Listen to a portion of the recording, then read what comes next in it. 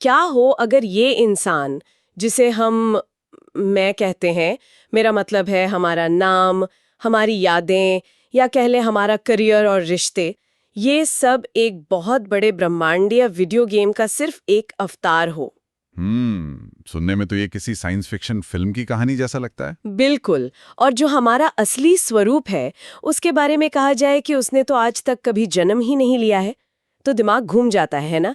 इस गहन विश्लेषण में आपका स्वागत है। हाँ, और आज हमारे पास जो स्रोत हैं वे इसी विचार को बहुत गहराई से सामने रखते हैं। सही कहा। आज हमारे पास कठोपनिषद के कुछ बेहद जटिल और गहरे नोट्स हैं जिन्हें हम डिकोड करने वाले हैं। और आज का हमारा मिशन 3 मुख्य बातों को समझना है। और वो 3 बातें काफी दिलचस्प हैं। पहली ये कि हमारी असली व्यक्तिगत पहचान क्या है। दूसरी बात, जिसे हम प्रारब्ध या भाग्य कहते हैं, उसका असली मालिक कौन है। और तीसरी सबसे अहम बात, क्या हमारा अगला जन्म हमारे कर्मों से तय होता है या फिर हमारी छिपी हुई इच्छाओं से। देखिए, ये कोई ऐसा वैसा दार्शनिक विचार नहीं है, बल्कि ये मानव चेतना और हमारे अस्तित्व के सबसे गहरे रहस्यों को समझने की एक बहुत ही तार्किक कोशिश है। हाँ, और आज की इस भागदौड़ और सूचनाओं की बम्बारी वाली दुनिया में तो ये और भी जरूरी हो जाता है। बिल्कुल। ये प्राचीन ज्ञान हमें रुककर ये सोचने पर मजबूर करता है कि हम असल में हैं कौन। और ये बहुत जरूरी है कि हम इन सिद्धांतों को रोजमर्रा के जीवन से जोड़कर देखें। एकदम सही। हम इस पूरी चर्चा को आम जिंदगी के नजरिए से ही समझने की कोशिश करेंगे, क्योंकि ये नोट्स पहली नजर में किसी को भी काफी भारी लग सकते हैं। वो तो है। स्रोत की शुरुआत ही इस बात से होती है कि हम अपनी पहचान को लेकर एक बहुत बड़े भ्रम में जी रहे हैं। भ्रम मतलब किस तरह का भ्रम? मतलब, नोट स्पष्ट करते हैं कि हम खुद को जो भी मानते हैं, चाहे वो हमारा शरीर हो, हमारी भावनाएं हों या हमारे विचार, वो असल में हमारी असली पहचान नहीं है। अच्छा, तो फिर वो क्या है?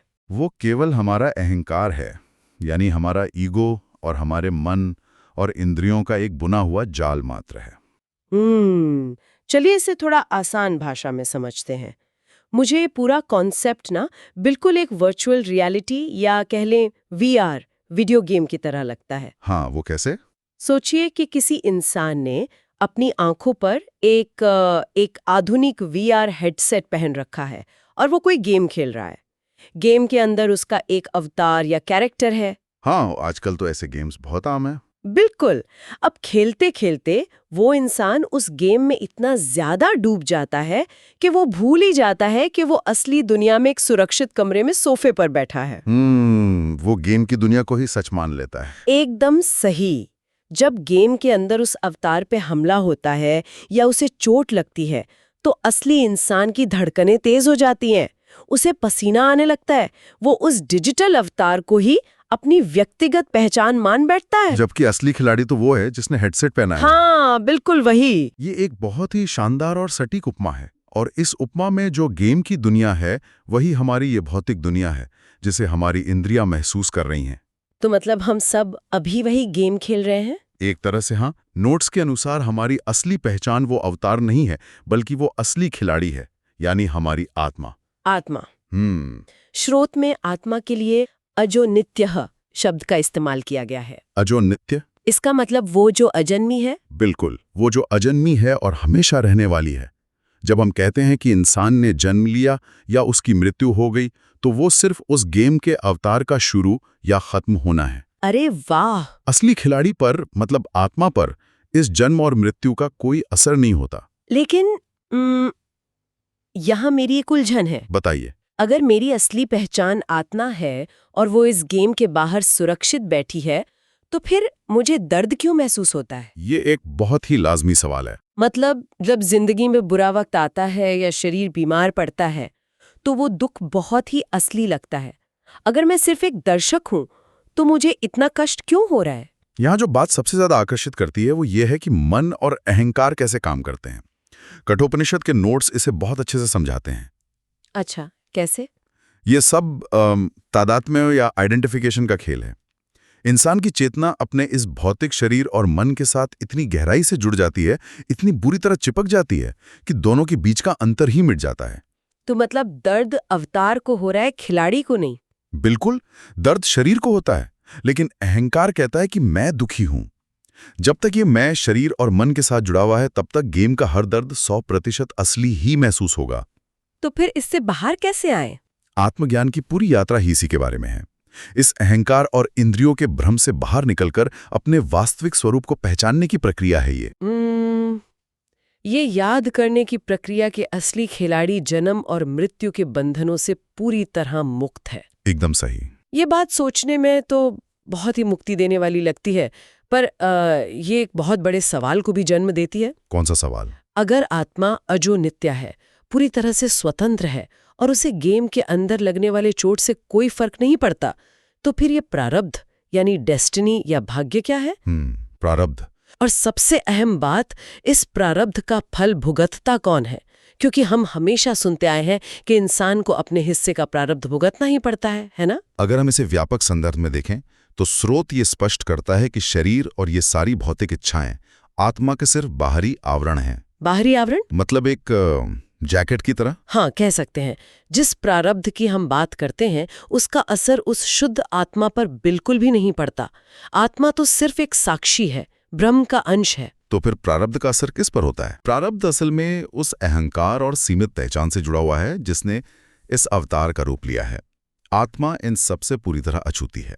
पर रुको एक मिनट, अगर प्रारब्ध का असर आत्मा पर नहीं पड़ता तो क्या ये एक तरह का फ्री पास नहीं हो गया? Free pass?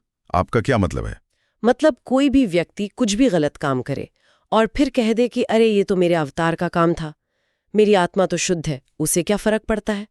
क्या ये विचार इंसान को अपनी जिम्मेदारियों से भागने की छूट नहीं देता? ये एक बहुत ही स्वाभाविक शंका है और कई लोग ऐसा सोच भी सकते हैं, लेकिन ऐसा बिल्कुल नहीं है।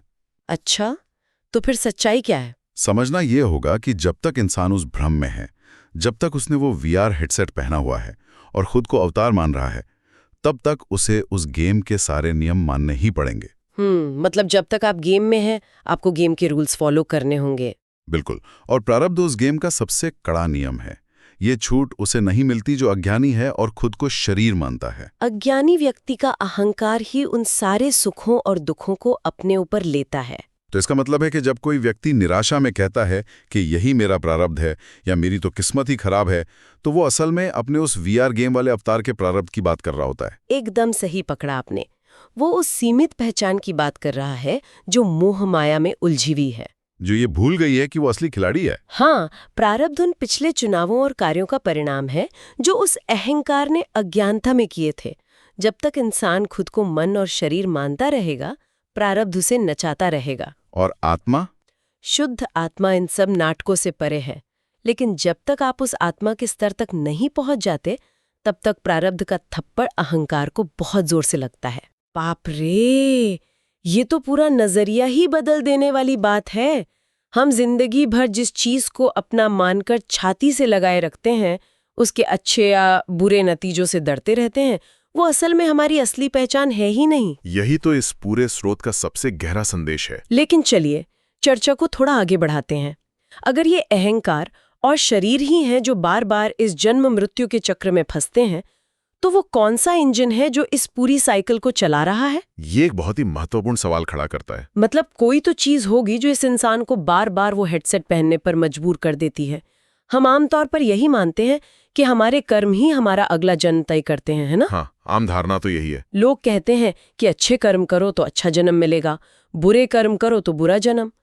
तो क्या ये सच नहीं है? यहीं पर हमारे नोट्स एक ऐसी बात सामने रखते हैं जो हमारी आम समझ को पूरी तरह से पलट कर रख देती है। हम अक्सर कर्मों को एक बैंक अकाउंट की तरह देखते हैं।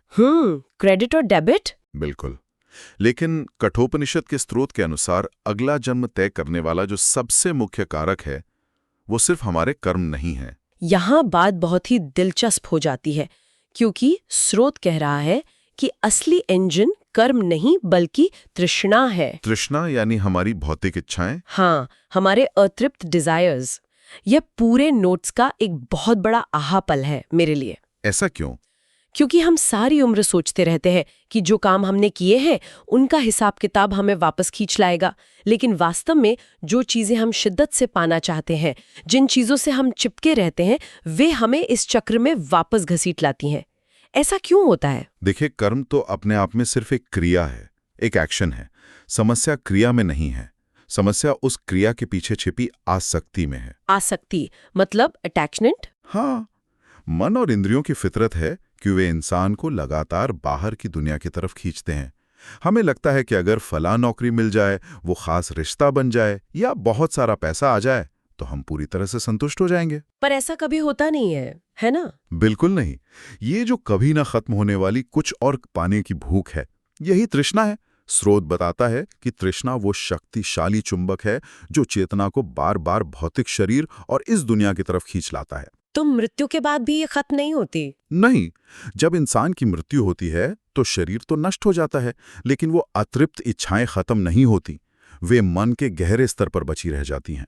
और फिर? और ब्रह्मांड का नियम ऐसा है कि उन्हीं अधूरी इच्छाओं को पूरा करने का मौका देने के लिए एक नया शरीर, एक नया जन्म लेना पड़ता है।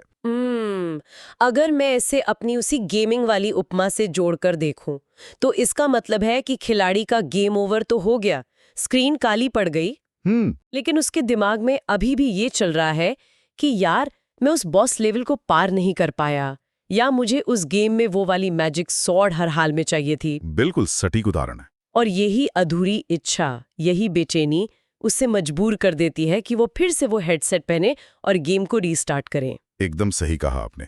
जब तक मन भौतिक सुखों के वश में रहता है, व्यक्ति आत्मा के उस शांत और पूर्ण स्वरूप को नहीं जान पाता जो पहले से ही उसके भीतर मौजूद है। तो ये तृष्णा एक तरह का धोखा है। पूरी तरह से। ये व्यक्ति को यह विश्वास दिलाती है कि पूर्णता बाहर की किसी चीज में है, और इसी धोखे के चक्कर में इंसान बार बार लौट कर आता है। इसीलिए स्रोत में तृष्णा को जन्म मृत्यु के चक्र का सबसे बड़ा कारण बताया गया है, न कि केवल किए गए कर्मों को। हाँ, क्योंकि बिना तृष्णा के किए गए कर्म आपको बांधते नहीं हैं। ये बात तो हमें अपने रोजमर्रा के जीवन को भी एक नए चश्मे से देखने पर मजबूर कर देती है। वो कैसे? मतलब हम सुबह से रात तक बस इच्छाएं ही तो इकट्ठा कर रहे हैं। नया फोन चाहिए, बड़ी गाड़ी चाहिए, सोशल मीडिया पर ज्यादा लाइक्स चाहिए। बिल्कुल, ये सूची कभी खत्म नहीं होती। और स्रोत के अनुसार ये सब सिर्फ हमारी आज की मानसिक शांति ही नहीं छीन रहा, बल्कि ये हमारे आगे के पूरे अस्तित्व का ताना बाना भी उलझा रहा है। सही बात है। मन हमेशा भविष्य की किसी तृष्णा या अतीत की किसी याद में गोते लगाता रहता है। वो कभी वर्तमान क्षण में टिकना ही नहीं चाहता। और यही भटकाव हमें असली शांति से दूर ले जाता है। हाँ, और यही व्यक्ति को उसकी उस आंतरिक यात्रा से खींच लेता है जहां उसे असलियत समझ आ सकती थी। तो अब सबसे बड़ा और तार्किक सवाल ये उठता है कि इस लूप को तोड़ा कैसे जाए? ये सबसे जरूरी सवाल है। अगर तृष्णा ही वो गोंद है जो हमें बार बार इस गेम में चिपका देता है, तो इस जोड़ को खोलने का उपाय क्या है? स्रोत इसके बारे में क्या कहता है? स्रोत बहुत स्पष्ट रूप से कहता है कि इस लूप से बाहर निकलने का रास्ता, जिसे मोक्ष या मुक्ति कहा जाता है, इन इच्छाओं और इंद्रियों पर नियंत्रण पाने से ही खुलता है। मोक्ष? हाँ, मुक्ति का अर्थ है उस ब्रह्म के साथ एकात्मता का अनुभव करना। लेकिन यह तब तक नहीं हो सकता जब तक इंद्रियां बाहर की तरफ भाग रही हों। लेकिन यहाँ मुझे एक बात समझ नहीं आ रही। क्या? इच्छाओं पर नियंत्रण पाना, ये सुनने में बहुत ही नीरस और डरावना सा लगता है। डरावना क्यों? मतलब क्या इसका अर्थ ये है कि हम जीवन में कुछ भी चाहना छोड़ दें? क्या हम सब कुछ छोड़कर पहाड़ों पर चले जाएं? अगर किसी इंसान में कोई इच्छा ही नहीं बचेगी तो वो तो एक पत्थर के समान हो जाएगा ना। देखिए, यह एक बहुत ही आम गलतफहमी है जो अक्सर इन प्राचीन ग्रंथों को पढ़ते समय पैदा होती है। तो फिर असली मतलब क्या है? कठोपनिषद ये बिल्कुल नहीं कह रहा है कि आप अपनी जिम्मेदारियां छोड़ दें या पत्थर बन जाएं। इच्छाओं पर नियंत्रण का अर्थ इच्छाओं का दमन करना या उन्हें जबरदस्ती मारना नहीं है। अच्छा, तो फिर क्या है? इसका असली अर्थ है आसक्ति या उस चिपचिपाहट को खत्म करना। आप दुनिया में रहें, काम करें, लेकिन इस समझ के साथ कि आपकी असली खुशी उन बाहरी चीजों पर निर्भर नहीं है। मतलब काम करो पर उससे बंधो मत। बिल्कुल। और इस स्थिति तक पहुंचने के लिए स्रोत ने ध्यान यानी मेडिटेशन और योग का मार्ग सुझाया है। तो ये ध्यान असल में काम कैसे करता है? क्या सिर्फ आंखें बंद करके बैठने से जन्म मृत्यु का चक्र रुक जाता है? इसके पीछे का लॉजिक क्या है? ध्यान का मैकेनिज्म बहुत ही वैज्ञानिक है।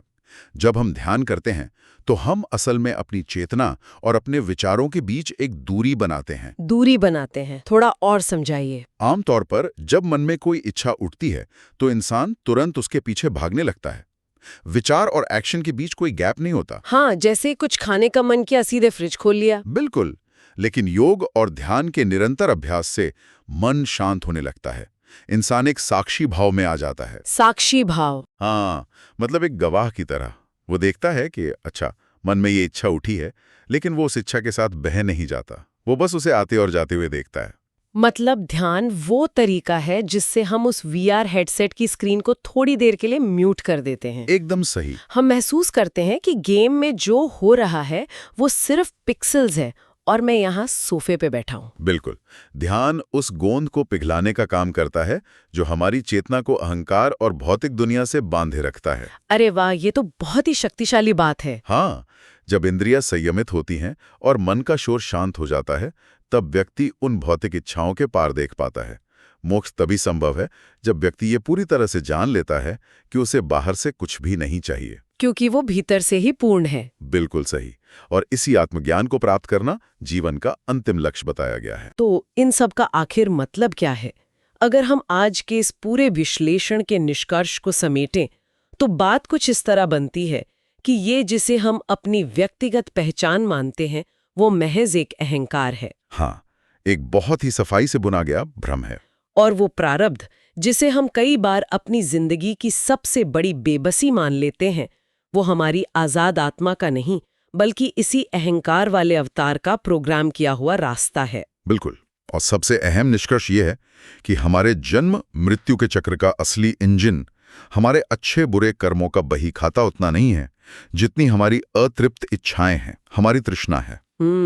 और इसी चक्र से बाहर निकलने की चाबी ध्यान और आत्मज्ञान है, जो हमें ये याद दिलाती है कि हम वो सीमित शरीर नहीं बल्कि अनंत ब्रह्म का अंश है। बिल्कुल, यही इस पूरे दर्शन का सार है। आज के इन नोट्स ने यकीनन हमारे अस्तित्व को देखने के नजरिए को एक बहुत गहरी चुनौती दी है।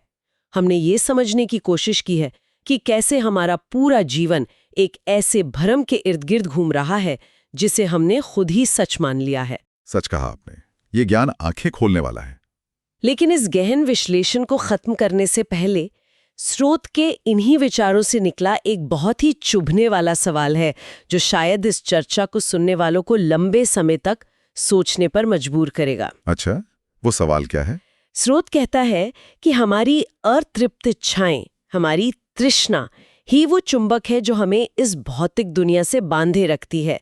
हम अक्सर सोचते हैं कि हम बहुत आज़ाद ख्यालों वाले लोग हैं जो अपनी मर्जी से अपनी जिंदगी चला रहे हैं। ये तो हर इंसान को लगता है। लेकिन सोचने वाली बात यह है कि आज इस पल में हमारे मन के किसी गहरे अंधेरे कोने में वो कौन सी एक अनकही भौतिक इच्छा या तृष्णा चुपचाप बैठी है। बहुत ही गहरा सवाल है ये। वो कौन सी एक चीज है, चाहे वो किसी इंसान का ध्यान पाना हो, सत्ता की भूख हो या खुद को सही साबित करने की जिद हो, जिसे पाने की चाहत बिना हमारे जाने ही हमारी जिंदगी की हर दिशा, हमारे हर फैसले और शायद हमारी परम नियति को कंट्रोल कर रही है। ये तो रोंगटे खड़े कर देने वाला विचार है। क्या हम वाकई अपने फैसले खुद ले रहे हैं या फिर हम सब अपनी ही किसी छिपी हुई इच्छा के हाथों की कठपुतली है?